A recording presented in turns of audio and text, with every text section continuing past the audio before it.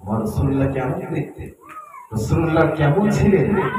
অনেকে বলতো হযরত ইউসুফ আলাইহিস সালামের চেহারা এত সুন্দর, মেয়েরা তাদের হাতকে কেটে দিয়েছে, এত হুসন। আম্মা যারা আয়েশা সিদ্দিকা বলতেন, খোদার কসম যদি আমার রাসূলকে তারা দেখতো, হাত দিয়ে তার নিজের কলিজাটাকে জবাই করে দিত। জোরে বলুন সুবহানাল্লাহ। এ আমার দুনিয়া জমিনের মানুষ রেখে দেন, এ নবী পাকের উম্মতেরা, ঈমান চালাতে সৈয়দি রাহমাতুল্লাহ আলাইহি তিনি তার কিতাবে লিখছেন যে আমার রাসূলুল্লাহ কিরকম ছিল।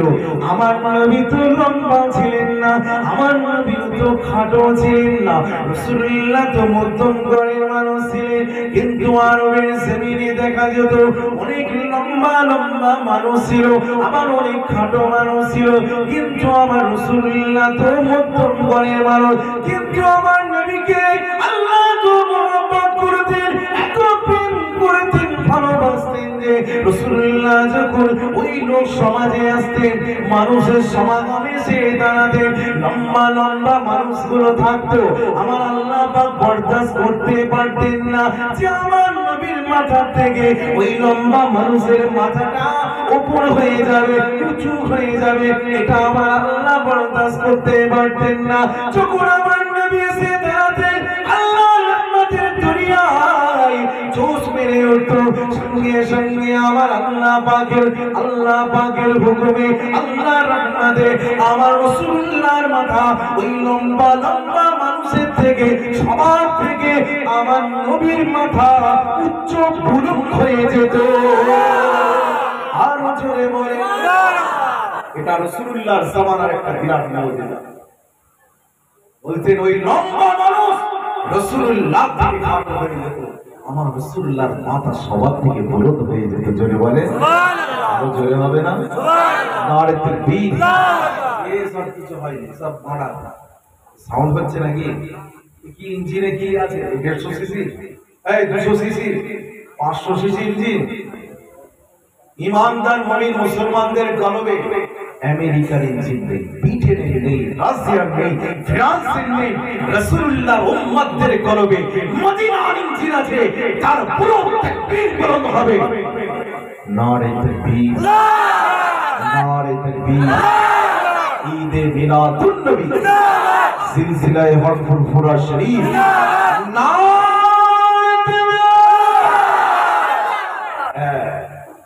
অ্যাক্সেলেটারে চাপ দেবেন, সিজ হবে না।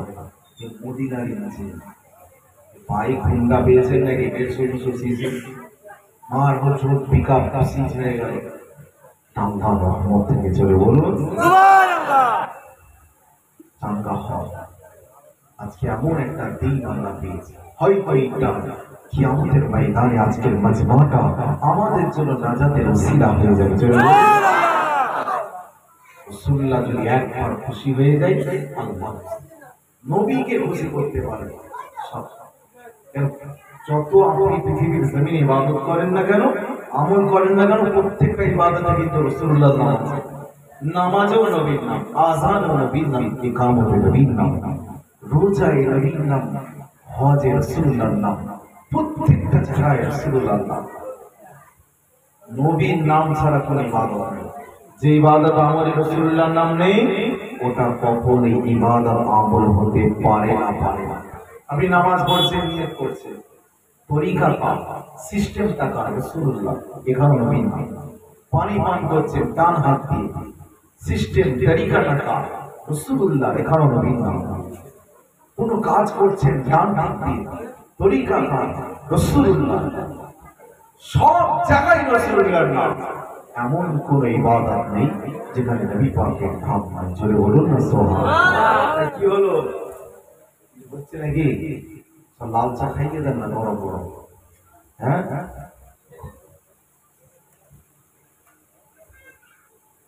দুরূদ শরীফ আল্লাহুম্মা সাল্লি আলা সাইয়্যিদিনা মাওলানা মুহাম্মদ ওয়া আলি সাইয়্যিদিনা মাওলানা মুহাম্মদ।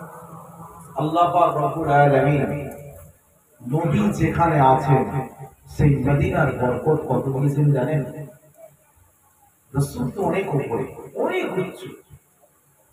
ওই মদিনার মাটিটাকে আল্লাহ এমন বরকত দিয়েছে যে ব্যক্তি একবার মদিনায় যাবে তামাম গুনাহ থেকে পাক পবিত্র হয়ে মাসুম হয়ে বেরিয়ে যাবে। রাসূলুল্লাহ ফরমান, সুবহানাল্লাহ, জোরে বলেন সুবহানাল্লাহ। আল্লাহ নবী বললেন মক্কা জমিনে যাও, খানায়ে কাবাকে তুমি দেখো, প্রথম নজর তোমার করবে, ওই সময় তুমি যা চাইবে আল্লাহ কবুল করে নেবে। জোরে বলে সুবহানাল্লাহ।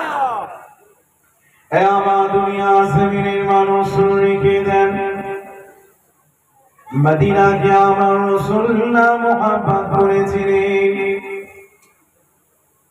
আমার নবী পাক সাল্লাল্লাহু আলাইহি ওয়াসাল্লাম যখন কোন সফরে পার হতেন, সাহাবা হুজুরদের সঙ্গে পার হতেন, আল্লাহর নবীর কথা সাহাবা হুজুররা জানাচ্ছেন। যখন আমার রাসূলুল্লাহ বাবা মদিনা জমিনের দিকে ফিরে আসতেন, আমার রাসূলুল্লাহ তার সাওয়ারির গতিটা জোরে বাড়িয়ে দিতেন, বলতেন চলো চলো চলো চলো, আমার মনের শহর মদিনা আসছে, চলো সাওয়ারির গতিটা বাড়িয়ে দাও, আমার মনের শহর মদিনা আসছে। এই বলে আমার নবী পাক সাওয়ারির গতি বাড়িয়ে দিতেন। সাহাবা হুজুররা বলতেন যে আমরা দেখতে পেতাম মদিনার রাস্তার ধুলাগুলো উড়ে উড়ে উড়ে এসে আমার রাসূলুল্লাহর পাগড়ি মোবারক, দাড়ি মোবারক, জুব্বা মোবারক এসে লাগতো। মদিনা জমিনে যখন আমরা পৌঁছে যেতাম, একটা কাপড় নিয়ে রাসূলুল্লাহর চেহারা মোবারক থেকে ধুলোগুলো ঝাড়তাম, চেহারা মোবারক, দাড়ি মোবারক, পাগড়ি মোবারক থেকে যখন ধুলোগুলো ঝাড়তে যেতাম, আমার রাসূলুল্লাহ বলতেন না না না, ছেড়ো না ছেড়ো না ছেড়ো না, কেননা আমি রাসূলুল্লাহ জানিয়ে দিলাম এই মদিনার মাটিকে আমার আল্লাহ পাক পৃথিবীর জমিনে तमाम ব্যাধি तमाम রোগের আল্লাহ শিফা বানিয়ে দিয়েছে। আর একটু জোরে বলেন এ আমার সাহাবা, তোমরা মাটি ছেড়ো না ছেড়ো না, কেন মদিনার মাটি হলো সমস্ত রোগের শিফা। শুধু তাই নয়, যখন মদিনার জমিনে খেজুরের বাগানে প্রথম খেজুর গাছে যখন ওই খেজুর ফল আসতো, সাহাবা হুজুররা প্রথম খেজুরটা নিয়ে রাসূলুল্লাহর দরবারে হাজির করতেন। আমাদের যখন কিছু ব্যবসায়ী প্রথম জিনিস নতুন জিনিস হুজুরের দরবারে, হুজুর এটা আমার কাছে, হুজুর আমি এই ব্যবসা করি, এটা প্রথম ফলটা আপনাকে দিচ্ছি, তো করে দেন, আল্লাহ যেন আমার ব্যবসায় বরকত দেয়। সাহাবা হুজুররা তওবা করতেন, রাসূলুল্লাহ দরবারে এসে নবী দোয়া চাইছেন, দেখেন মন খুলে দোয়া করছেন সাহাবাদের।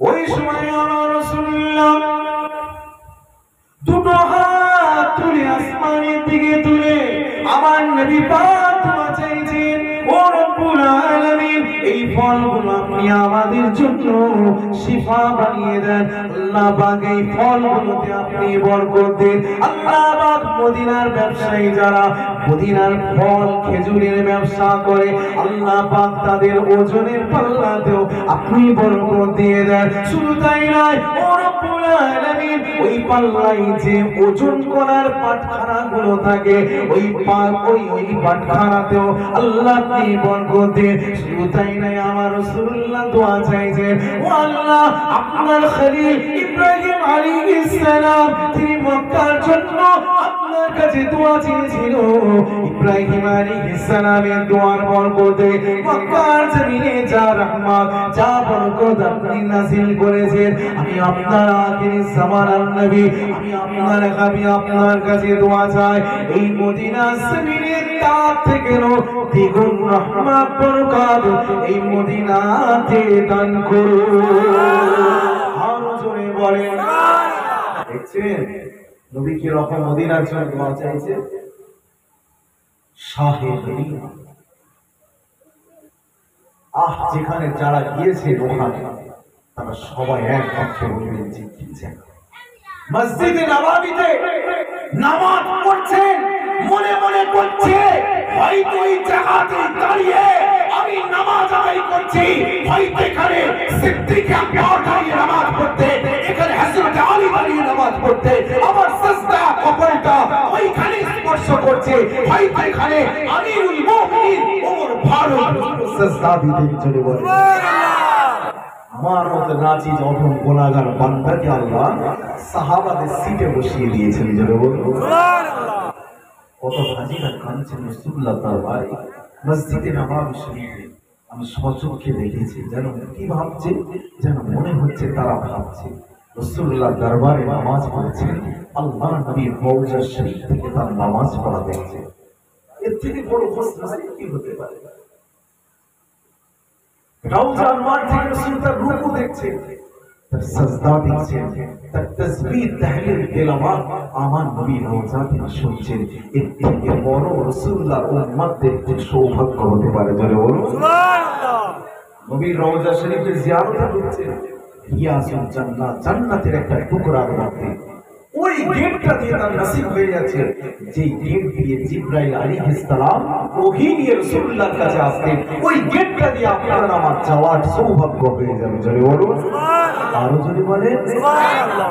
তারা মহব্বত করেছিলেন প্রেম করেছিলেন ইশক শিখিয়ে দিয়ে গেলেন সাহাবারা আর সেই ইশকের অনুসরণ করছেন পরবর্তী রাসূলুল্লাহর উম্মতরা এই ইশকের কারণে আল্লাহ জান্নাতি হয়ে যাবে জোরে বলেন সুবহানাল্লাহ। আর একটু জোরে বলেন সুবহানাল্লাহ। এই মহব্বত তৈরি করো যে কলবে রাসূলুল্লাহর প্রেম থাকবে সে মিথ্যা কথা বলতে পারে না চগলখড়ি করতে পারে না পরের মান আত্মসাৎ করতে পারে না আল্লাহর ভয় রাসূলুল্লাহর প্রেম তাকে জান্নাতের পথের প্রতীক বানিয়ে দেবে সুবহানাল্লাহ। জোরে হবে না সুবহানাল্লাহ।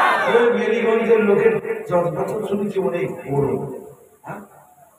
এই জায়গাটার নাম কি লস্কর পাড়া আবার খাস করে নাকি লস্কর পাড়ার মধ্যে মুখের তেজ নাকি বিশাল কম আছে তাহলে তাকবীর এই রাসূলুল্লাহর ঈদে মিলাদুন নবীর উপলক্ষে মাহফিল তাকবীর এমন তার সুদূর মদিনা জমিনে যারা পৌঁছে দেয় নারে তাকবীর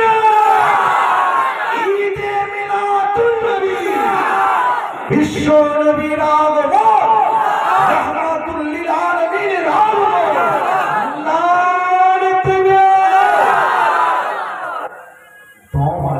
কিন্তু সব জায়গায় কাজে লাগায় আছে স্পিড আছে আল্লাহ জানে এতে বরকত দেয় বলুন না আল্লাহ।